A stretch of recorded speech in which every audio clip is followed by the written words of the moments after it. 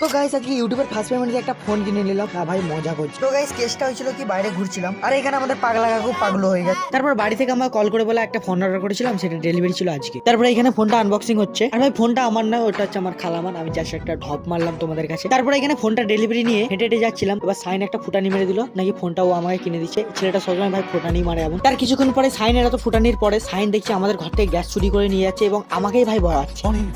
তারপর অনেকদিন পরে নদীর ধারে ঘুরতে যাওয়ার ইচ্ছা হলো ভাই। আর এক গাদ্দার বন্ধু আইসক্রিম আমাদেরকে না দিয়ে একা একাই খেতে খেতে আসছে। তারপর অনেক বকতে বকতে চলে এলাম ফাইনালি নদীর ধারে। আর এখানে আসলে মুডটা পুরো একদম ফ্রি হয়ে যায়। তারপরে দেখছি কিছু ছেলে ফানুস চড়াচ্ছে, বাট ওদের ফানুসটা উড়ছে। তারপরে ওইখান থেকে মন খারাপ করে চলে যাচ্ছিলাম, কারণ এদের ফানুস চড়াটা দেখতে চাইছিলাম, বাট এদের ফানুসটা উড়লো না ভাই। তারপরে এদিকে একটু ইউটিউব নিয়ে কথা শুরু হয়ে গেছিল, কারণ সাইন এখন খুব ইউটিউব করে উঠেছে, কারণ ছেলেটার ব্রেকআপ হয়ে গেছে। তারপরে পাড়ায় এসে দেখছি ছেলেটা থানের ঘাটে সব ডাব খাচ্ছে। যাই হোক আজকের মতো এতটাই, আবারও দেখাবে নেক্সট ভিডিও। আমি এখন বসবো ইয়াংস্টার ক্লাবে। বাই, কাউকে বলবে না।